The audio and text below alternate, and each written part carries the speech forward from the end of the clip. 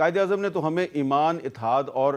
تنظیم کا درس دیا تھا، لیکن آج تو پارلیمنٹ اور عدلیہ سمیت تقریباً پاکستان کے جو تمام ادارے ہیں ان کی ساکھ خطرے میں نظر آتی ہے، اور ہر جماعت اور ہر جو دانشور ہے وہ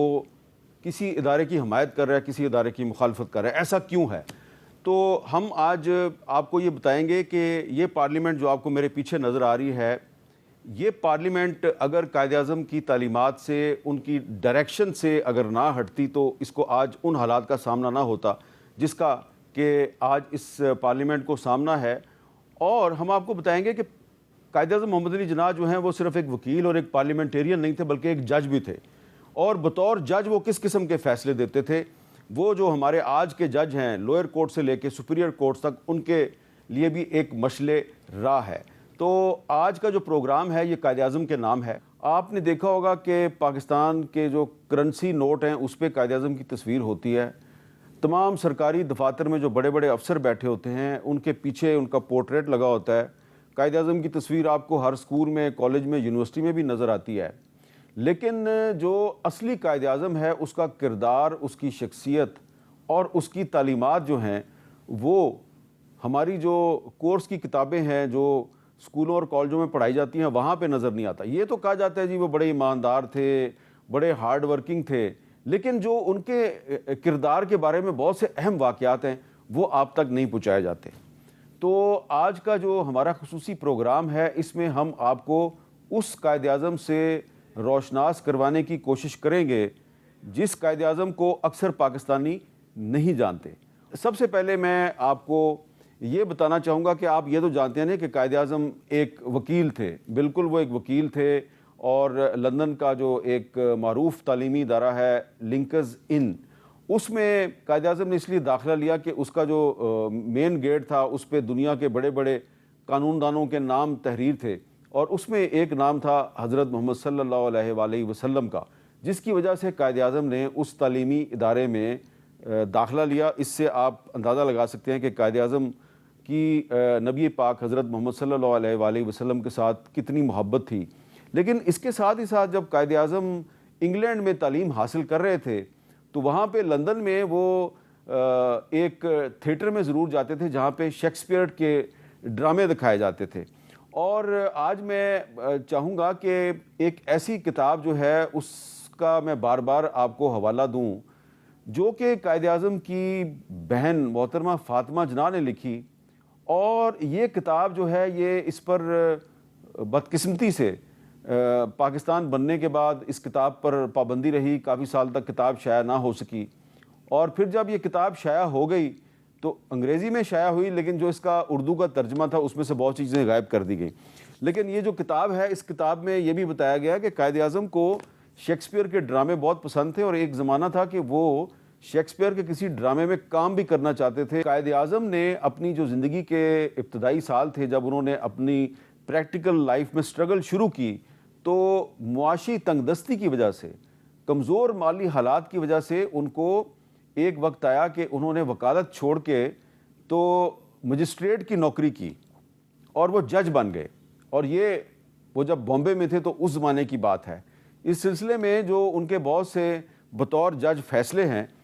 وہ ایک کتاب ہے اس میں محفوظ ہیں، اور اس کتاب کا نام ہے قائد اعظم ایز مجسٹریٹ۔ اور اس کتاب میں آپ دیکھیں گے کہ قائد اعظم نے بطور مجسٹریٹ، بطور جج، انہوں نے ایسے فیصلے کیے جس میں کہ وہ جو جھوٹا مقدمہ ہوتا تھا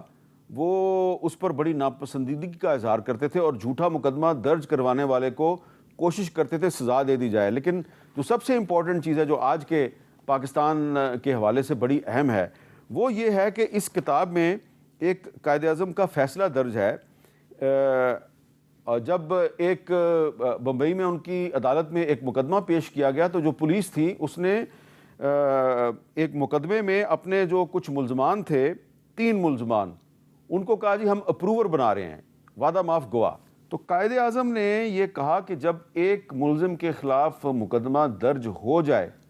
تو پھر آپ اس کو وعدہ معاف گواہ نہیں بنا سکتے، اور قائد اعظم نے وعدہ معاف گواہ بنانے کی اجازت نہیں دی۔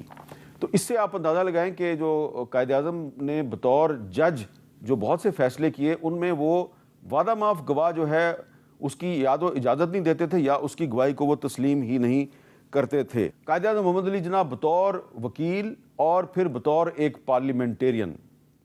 آزادی صحافت کے بہت قائل تھے۔ انہوں نے اپنی جو مختلف تقاریر ہیں اس میں انہوں نے آزادی صحافت کی کھل کر حمایت کی۔ آپ کو تاریخ کے جو طالب علم ہیں ان کو پتہ ہوگا کہ جب 1918 میں رولٹ ایکٹ ہندوستان میں نافذ کیا گیا تو قائد اعظم نے اس کی صرف اس لیے مذمت کی کہ بغیر ٹرائل کے یا بغیر مقدمے کے گرفتاری کا اختیار دیا گیا تھا پولیس کو۔ تو قائد اعظم نے کہا کہ آپ کسی بھی شہری کو آپ کسی مقدمے کے بغیر ٹرائل کے بغیر اس کو گرفتار نہیں کر سکتے، اور اس رولٹ ایکٹ کے تحت بہت سے صحافیوں کے خلاف کارروائی ہوئی۔ تو قائد اعظم نے صحافیوں کے خلاف ہونے والی ان کارروائیوں کی بھی مذمت کی۔ آپ کو یہ بھی یاد رکھنا چاہیے کہ قائد اعظم محمد علی جناح نے اسی رولٹ ایکٹ کے خلاف پارلیمنٹ سے استعفیٰ دے دیا تھا۔ قائد اعظم محمد علی جناح کا جو پارلیمنٹ سے استعفیٰ تھا اس سیاہ قانون کے خلاف، وہ آج بھی ہماری پارلیمنٹ کو یہ درس دے رہا ہے، یہ سبق دے رہا ہے کہ ایسے قوانین پاس نہ کرو جن کے ذریعے آپ کسی ادارے کو اتنے اختیارات دے دیں کہ وہ کسی بھی شخص کو بغیر مقدمے کے گرفتار کر لے، بغیر ٹرائل کے اس کو غائب کر دے اور لوگ اس کو ڈھونڈتے ہی رہ جائیں۔ قائد اعظم نے اپنی زندگی میں ایک نہیں بلکہ کئی صحافی جو ہیں ان کے خلاف جو جھوٹے مقدمات قائم ہوئے تو قائد اعظم نے ان صحافیوں کا مقدمہ عدالتوں میں لڑا۔ اس سلسلے میں دو تین بڑی مثالیں جو ہیں وہ میں آپ کو بتاتا ہوں کہ بال گنگا دھر تلک یہ ایک ایکٹیوسٹ تھے اور ایک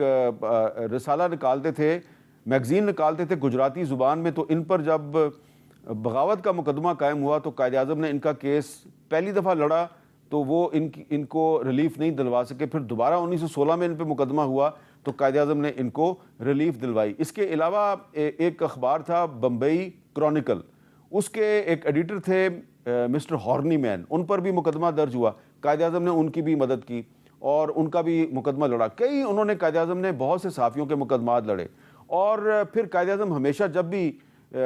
پریس فریڈم پہ بات کرتے تھے وہ کہتے تھے کہ ہم مادر پدر آزادی کا میں قائل نہیں ہوں، لیکن صحافت پر پابندیاں نہیں لگنی چاہیے، اور اگر کوئی صحافی تعمیری تنقید کرتا ہے تو اس کی ہمیں حوصلہ افزائی کرنی چاہیے۔ قائد اعظم جو ہیں وہ بر صغیر پاک و ہند کے ان مسلمان رہنماؤں میں شامل تھے جنہوں نے خواتین کے سیاست میں کردار کی حوصلہ افزائی کی، خواتین کو انکریج کیا کہ آپ پریکٹیکل لائف میں آئیں۔ اور اس سلسلے میں سب سے بڑی مثال ان کی اپنی بہن محترمہ فاطمہ جناح ہے، جو کہ نہ صرف قائد اعظم کے ساتھ ان کی سیاست میں ایکٹیو رہیں بلکہ انہوں نے جو بہت سے جو سماجی کام ہیں ان میں بھی اہم کردار ادا کیا، اور قائد اعظم نے ان کو خود تعلیم دلوائی۔ اور محترمہ فاطمہ جناح جو ہیں وہ ایک پریکٹسنگ ڈینٹسٹ تھیں، لیکن پھر جب وہ قائد اعظم کی مصروفیات بڑھ گئی تو انہوں نے اپنا جو ڈینٹل کلینک ہے وہ بند کر دیا، اور وہ بھی قائد اعظم کے ساتھ ان کی سیاسی سرگرمیوں میں ان کی مدد کرنی انہوں نے شروع کر دی۔ اور قائد اعظم نے جو آل انڈیا مسلم لیگ تھی اس کا جو ویمن ونگ تھا اس کو بھی آرگنائز کیا، اور خواتین کو انکریج کرتے تھے کہ اس سلسلے میں وہ سیاست میں آئے۔ جب قائد اعظم محمد علی جناح نے پاکستان بننے کے بعد جو پہلی کیبنٹ بنائی، پہلی کابینہ بنائی، تو اس میں جو انہوں نے وفاقی وزیر قانون کا عہدہ ہے وہ ایک ہندو تھے جوگندر ناتھ منڈل۔ ان کو نہ صرف قانون کی وزارت دی بلکہ امور کشمیر کی وزارت بھی ان کے حوالے کی۔ اور جوگندر ناتھ منڈل صاحب جو ہیں وہ قائد اعظم کے بہت قابل اعتماد ساتھیوں میں شامل تھے، اور ان کو وزیر قانون بنانے کا مطلب یہ تھا کہ قائد اعظم جو ہیں وہ اقلیتوں کو یعنی کہ نان مسلم پاکستانیوں کو چاہتے ہیں کہ برابری کا مقام دیا جائے۔ اس کے علاوہ جو قائد اعظم ہیں وہ نوجوانوں کو بہت انکریج کرتے تھے۔ آج کے پاکستان میں بھی نوجوانوں کی تعداد بہت زیادہ ہے، کوئی بھی قوم جو ہے وہ نوجوانوں کے بغیر آگے نہیں بڑھ سکتی، عورتوں کے بغیر آگے نہیں بڑھ سکتی۔ تو قائد اعظم نہ صرف عورتوں بلکہ نوجوانوں کو بھی انکریج کرتے تھے، اور اس سلسلے میں جو